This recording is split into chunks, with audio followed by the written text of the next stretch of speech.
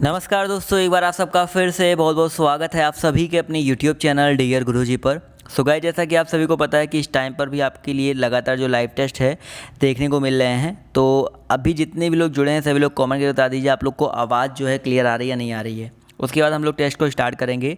और यहाँ पर जितने भी लोग जुड़ रहे हैं, अगर आप लोग यूपी के किसी भी एग्ज़ाम की तैयारी कर रहे हैं तो आपके लिए एक बहुत ही इंपॉर्टेंट न्यूज़ है कि यूपी के कोई भी एग्ज़ाम, चाहे यूपीपी हो, चाहे यूपीएसआई हो, यूपी ट्रिपल एससी हो, यूपी पीसीएस हो या चकबंदी लेखपाल, किसी भी एग्ज़ाम की अगर आप लोग तैयारी करना चाहते हैं बिल्कुल अच्छे से, तो आप लोग अनअकैडमी पर जुड़ सकते हैं, जहाँ पर मृत्युंजय जायसवाल नाम से मेरी आईडी है, आप लोग सर्च कर सकते हैं और यहाँ पर भी आप हमें फॉलो कर सकते हैं, जहाँ पर मैं आपको लगातार जो है पढ़ा रहा हूँ।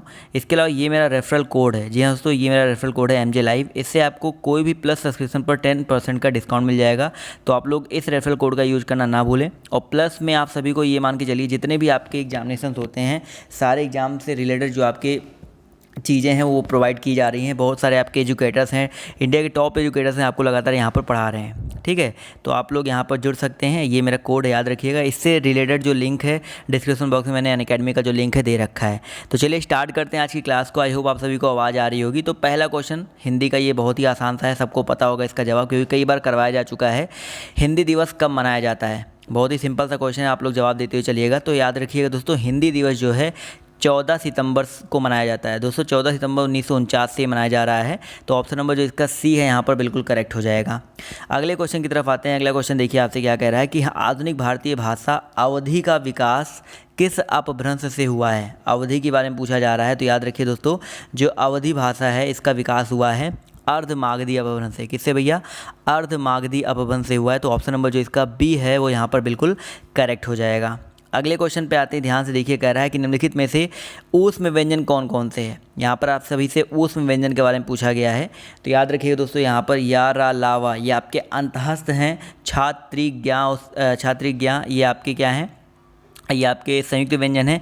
लेकिन इन चारों की बात करते हैं, शा, सा, सा और हा, ये आपके ऊष्म व्यंजन के अंतर्गत आते हैं। तो ऑप्शन नंबर जो इसका बी है वो यहाँ पर बिल्कुल करेक्ट हो जाएगा।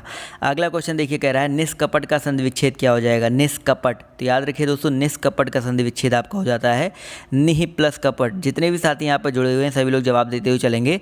निहि प्लस कपट जो होता है निष्कपट का संधि विच्छेद होता है। और यहाँ पर देखिए विसर्ग लग गया, इसलिए आपका कौन सा संधि हो जाएगा? विसर्ग संधि हो जाएगा। क्लियर है? अगला क्वेश्चन देखिए आपसे यहाँ पर क्या कह रहा है, उल्लास में कौन सी संधि है? देखिए, उल्लास का पहले हम लोग संधि विच्छेद करेंगे, फिर हम लोग को वहाँ पर संधि देखने को मिलेगी। तो उल्लास का जो संधि विच्छेद होता है वो उत, यानी कि यहाँ पर देखिए हलंत लग गया और व्यंजन है और प्लस आपका होता है लास। तो उत प्लस लास मिलकर बनता है आपका उल्लास, यानी कि व्यंजन लग गया तो आपका कौन संधि हो जाएगी दोस्तों? व्यंजन संधि हो जाएगी। तो यहाँ पर ऑप्शन नंबर जो इसका बी है वो यहाँ पर बिल्कुल करेक्ट हो जाएगा। क्वेश्चन नंबर 6 पर आते हैं। देखिए, कह रहा है कि निम्नलिखित में से अशुद्ध वर्तनी वाले शब्द का चयन करना है। अशुद्ध वर्तनी वाले शब्द का चयन करना है। तो याद रखिए दोस्तों, यहाँ पर अध्ययन बिल्कुल सही लिखा है। अंताक्षरी, भाई अंताक्षरी नहीं होता है, ध्यान से समझिएगा। अंत्याक्षरी होता है। आ, आधा ना, आधा ता, फिर या पे आ का मात्रा या होता है, तो अंत्या होता है, याद रखिएगा। तो यहाँ पर जितने भी लोग ऑप्शन नंबर सी जवाब दे रहे हैं वो लोग यहाँ पर बिल्कुल करेक्ट हो जाएंगे। क्लियर है? 7 नंबर क्वेश्चन देखिए, कह रहा है कि शुद्ध वर्तनी वाले शब्द को चुनना है आप सभी को। यहाँ भी फटाफट सभी लोग जवाब देते हुए चलेंगे। यहाँ पर शुद्ध वर्तनी वाला शब्द जो है कौन सा हो जाएगा? ईर्षा है भैया। ईर्षा नहीं होता है, ईर्ष्या होता है। वाष्प में खट्टी सा होता है। पूज्य में बड़ा ऊ होता है। तो ये तीनों तो गलत हो जाएंगे। बचा क्या? नुपुर। तो यहाँ पर बिल्कुल सही बात है सर, जो नुपुर दिया गया है ये बिल्कुल शुद्ध वर्तनी है। तो ऑप्शन नंबर जो इसका डी है यहाँ पर करेक्ट हो जाएगा। इसके बाद दोस्तों आपका करंट अफेयर का भी टेस्ट होगा। तो जैसे ही वीडियो खत्म होगा उसके जस्ट बाद करंट अफेयर टेस्ट स्टार्ट होगा। तो नीचे लिंक दिया गया है, उस पर क्लिक करके आप लोग करंट अफेयर टेस्ट में जरूर पहुंच जाइएगा। क्वेश्चन नंबर 8 देखिए क्या कह रहा है कि हर्ष, विषाद, विस्मय, घृणा आदि भावों को व्यक्त करने के लिए किस विराम चिन्ह का प्रयोग किया जाता है? ध्यान समझिएगा। हर्ष, विषाद, विस्मय, घृणा, सिंपल सा क्वेश्चन, सभी लोग जवाब देते हुए चलेंगे। तो याद रखिएगा विस्मयादि बोधक, बिल्कुल सही बात है। एक्सक्लामेशन मार्क इस तरह से आपका कुछ होता है और इसी मार्क का यूज करते हैं हर्ष, विषाद, विस्मय, घृणा आदि भाव को व्यक्त करने के लिए। क्वेश्चन नंबर 9 देखिए, कह रहा है कि जिस शब्द से किसी एक व्यक्ति या वस्तु का बोध हो उसे कहा जाता है। जिस शब्द से किसी एक व्यक्ति या वस्तु का बोध हो उसे क्या कहा जाता है? तो याद रखिए दोस्तों, उसे सिंपल सा कहा जाएगा व्यक्तिवाचक संज्ञा। ठीक है, व्यक्तिवाचक संज्ञा जैसे आपका गंगा हो गया, राम हो गया, श्याम हो गया, आगरा हो गया, मतलब किसी व्यक्ति का हो या वस्तु का हो, किसी का भी बोध हो, तो यहाँ पर क्या होता है? व्यक्तिवाचक संज्ञा होता है। अगला क्वेश्चन देखिए आपसे यहाँ पर क्या कह रहा है कि दूध में कौन सी संज्ञा है? बहुत ही सिंपल सा क्वेश्चन है भाई। दूध में आप सभी को बताना है कौन सी संज्ञा है। तो याद रखिए दोस्तों, दूध की अगर हम लोग बात करते हैं तो दूध में आपका देखिए नापतोल वाली जो वस्तुएं होती है वहाँ पर हमेशा द्रव्यवाचक ही संज्ञा होता है। तो यहाँ पर जितने भी साथी द्रव्यवाचक जवाब दे रहे हैं वो लोग यहाँ पर बिल्कुल करेक्ट हो जाएंगे। अगला क्वेश्चन देखिए क्या कह रहा है कि जो शब्द विशेषण की विशेषता बताता है उसे क्या कहते हैं। अब देखो, जो शब्द विशेषण की भी विशेषता बताए उसे क्या कहेंगे। बहुत ही सिंपल सा क्वेश्चन है, सभी लोग जवाब देते हुए चलेंगे। तो याद रखिएगा, विशेषण की विशेषता बताने वाले को प्राविशेषण कहते हैं। ठीक है, क्रिया की विशेषता बताने वाले को क्रिया विशेषण कहते हैं और संज्ञा की विशेषता बताने वाले को विशेषण कहते हैं। ये चीज़ें याद रखिएगा। तो ऑप्शन नंबर बी जितने भी लोग जवाब दे रहे हैं वो लोग यहाँ पर बिल्कुल करेक्ट हो जाएंगे। एग्जाम्पल देता हूँ, क्षत्रिय बड़े साहसी होते हैं। देखो, क्षत्रिय साहसी होते हैं, साहसी विशेषता हो गया, लेकिन उसके बारे में बोल रहे हैं कि वो बड़े साहसी होते हैं, तो बड़े आपका क्या हो जाएगा, प्राविशेषण हो जाएगा।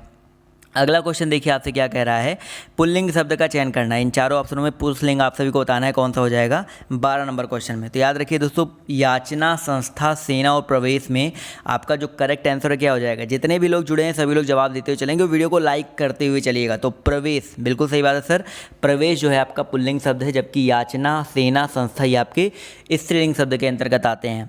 13 नंबर क्वेश्चन कह रहा है कि कृत प्रत्यय का प्रयोग किया जाता है।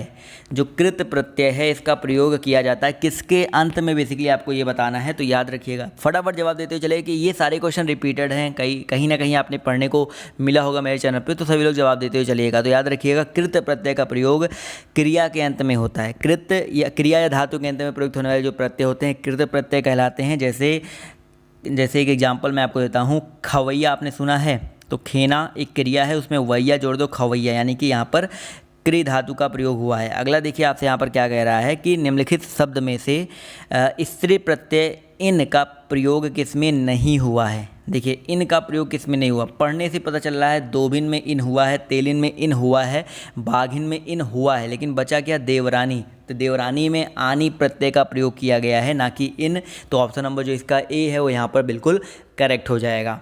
15 नंबर क्वेश्चन पे आते हैं, कह रहा है संप्रदान कारक का विभक्ति क्या है। संप्रदान कारक की बात हो रही है, तो समझिएगा भैया, संप्रदान कारक का जो विभक्ति है वो संप्रदान में होता है के लिए, संप्रदान में होता है क्या, आपका के लिए होता है। जी हाँ, बिल्कुल सही बात है, संप्रदान में को के लिए दोनों होता है, संप्रदान को भी होता है और के लिए भी होता है, तो दोनों याद रखिएगा। तो ऑप्शन नंबर जो इसका सी है वो यहाँ पर बिल्कुल करेक्ट हो जाएगा। क्लियर है। अगला क्वेश्चन देखिए आपसे यहाँ पर क्या कह रहा है कि आप किस प्रकार का सर्वनाम है। आप जो है किस प्रकार का सर्वनाम है, समझिएगा भाई। आप जो है आपके कभी कभी निजवाचक के अंतर्गत भी आता है और कभी कभी आपका पुरुषवाचक के अंतर्गत भी आता है। यहाँ पर देखिए निजवाचक ऑप्शन में है, पुरुषवाचक नहीं है, इसलिए यहाँ पर हम लोग ऑप्शन नंबर ए पर टिक कर देंगे।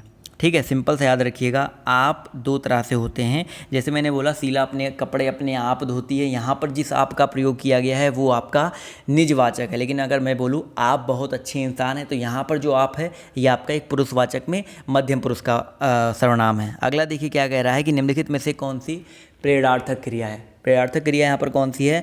प्रेरणार्थक क्रिया जैसे सिंपल से यहाँ पर मैंने बोल दिया लिखना से लिखवाना हो गया है, गरम से गरमाना। यहाँ पर प्रेरणार्थक क्रिया पूछा गया सिंपल सा कौन है, तो जिन क्रियाओं से यह बोध होता है कि कर्ता स्वयं कार्य ना करके किसी दूसरे को कार्य करने के लिए प्रेरित कर रहा है। जैसे लिखवाना, चलना लिखा है, लेकिन देखिए यहाँ पर लिखवाना लिखा है, तो ऑप्शन नंबर ए जितने लोग जवाब दे रहे हैं वो लोग यहाँ पर बिल्कुल करेक्ट हो जाएंगे। अब देखो, गरमाना हम खुद काम कर रहे हैं ना, गरमाना मैं इसको गरमा रहा हूँ, मैं चल रहा हूँ, चलना, तो यहाँ पर खुद काम हो रही है, तो इसलिए option number A he correct होगा। क्लियर है। अगला क्वेश्चन देखिए आपसे यहाँ पर क्या कह रहा है, वह घर पहुँच गया, इस वाक्य में किस प्रकार की क्रिया का प्रयोग हुआ है। वह घर पहुँच गया, तो सिंपल से याद रखिएगा, वह घर पहुँच गया, इस वाक्य में जो पहुँच गया है, पहुँचना और गया, ये दोनों संयुक्त क्रियाएं हैं। जो क्रिया दो या दो से अधिक वस्तुओं के मेल से बनती हैं उसे संयुक्त क्रिया कहते हैं। सिंपल से याद रखिएगा। तो यहाँ पर जितने भी लोग ऑप्शन नंबर डी जवाब दे रहे हैं वो लोग यहाँ पर बिल्कुल करेक्ट हो जाएंगे। 19 नंबर क्वेश्चन कह रहा है कि गाय का बहुवचन क्या हो जाएगा। बहुत ही सिंपल सा क्वेश्चन है, मोस्ट रिपीटेड क्वेश्चन है, तो याद रखिएगा दोस्तों।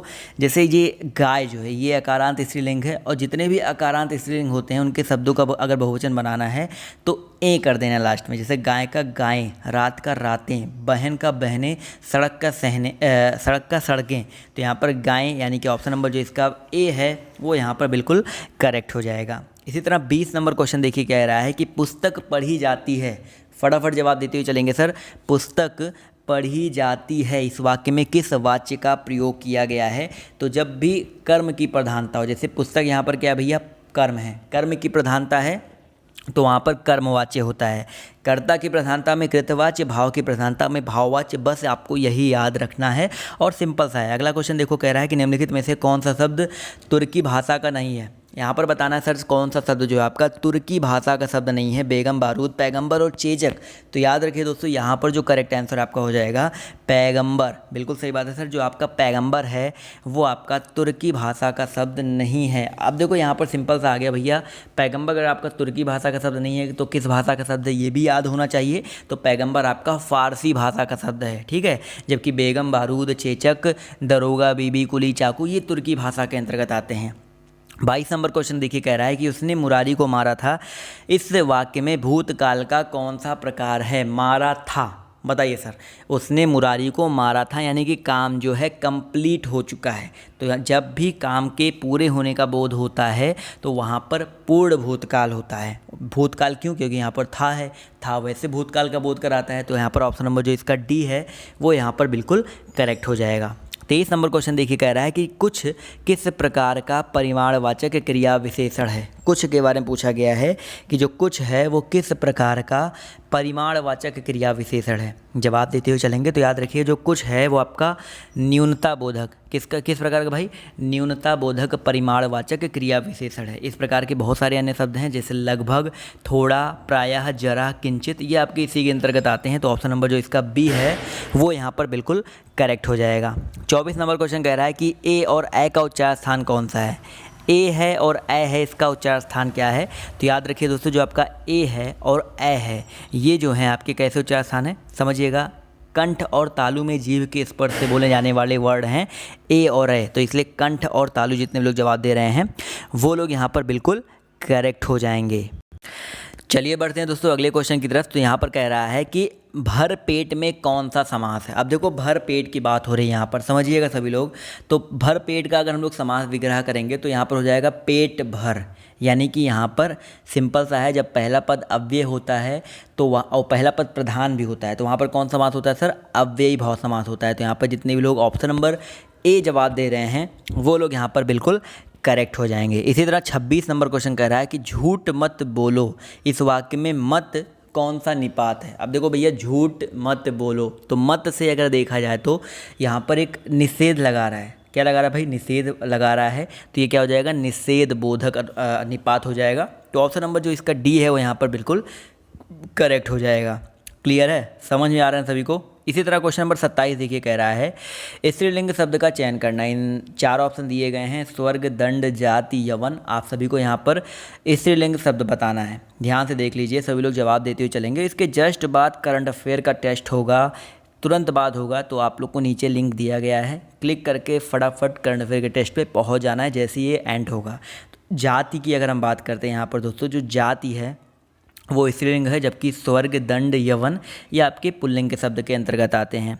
क्वेश्चन नंबर आपका 28 देखिए, कह रहा है ध्यान से समझिएगा कि निम्नलिखित में से तत्सम शब्द का चयन करना है। आप सभी को तत्सम शब्द का चयन करना है। गहरा, निकृष्ट, तीखा और अटारी। तो यहाँ पर याद रखिएगा दो निकृष्ट है। ऑप्शन नंबर जो इसका बी है निकृष्ट, ये शब्द जो है आपका तत्सम शब्द है। निकृष्ट कैसा है भाई, तत्सम शब्द है। जबकि गहरा, तीखा, अटारी ये जो है आपके तद्भव के अंतर्गत आते हैं। और जैसे आपका गहरा दिया गया तो गहरा का जो तत्सम होता है वो आपका गंभीर होता है, तीखा का तीक्ष्ण होता है, अटारी का कई बार बता चुका हूँ अट्टालिका होता है। क्लियर है। 29 नंबर क्वेश्चन कह रहा है कि उन्मेष किस प्रकार का शब्द है। उन्मेष के बारे में पूछा गया है। तो याद रखिए दोस्तों, जो उन्मेष है वो आपका एक तद्भव शब्द है। कैसा शब्द है भाई, तद्भव शब्द है जिसका तत्सम क्या होता है, उन्मेष होता है। उन्मेष आपका एक तद्भव शब्द है जिसका तत्सम जो होता है उन्मेष होता है। कई बार आपका इसका तत्सम पूछा गया आपके एग्जाम में, तो याद रखिएगा, बहुत ही इंपॉर्टेंट है। 30 नंबर क्वेश्चन देखिए, कह रहा है कि निम्नलिखित में से किस शब्द में उपसर्ग नहीं लगा है। ठीक है, ये टेस्ट जैसे ही ख़त्म होगा तो आप लोग को नीचे डिस्क्रिप्शन बॉक्स में करंट अफेयर की क्लास का लिंक दिया गया है, तो उस पर क्लिक करके आप लोग को करंट अफेयर की क्लास में पहुंच जाना है, जिससे आपको नोटिफिकेशन जो है मिलती रहे। उस वाले क्लास को आप लोग मिस मत करो। 13वीं क्लास होगी, क्योंकि आप लोग अभी तक बहुत सारी क्लास उसकी मिस कर चुके हो करंट अफेयर की, मुझे पता है। तो करंट अफेयर की 13वीं क्लास है, मिस मत कीजिएगा, नीचे लिंक दिया गया है। तो उपसर्ग जिसमें नहीं लगा है तो याद रखिएगा दोस्तों, इसका जो करेक्ट आंसर आपका क्या हो जाएगा, उत्थान में देखा जाए तो उप उपसर्ग नहीं लगा हुआ है, जबकि यहाँ पर उत उपसर्ग लगा हुआ है। ठीक है, इसका PDF आपको हमारे टेलीग्राम ग्रुप पर मिल जाएगा विथ आंसर की के साथ, तो जाके डाउनलोड कर लीजिएगा। अब आप लोगों से मिलते हैं हम लोग करंट अफेयर की क्लास में। नीचे लिंक दिया गया है, जल्दी से आप सभी लोग वहाँ पर पहुँच जाइए। जल्द ही आपका जो करंट अफेयर क्लास है वो तुरंत स्टार्ट हो जाएगा, तो फटाफट आप लोग पहुँच जाओ वहाँ पर। अभी के लिए बाय बाय, टेक केयर, जय हिंद, जय भारत।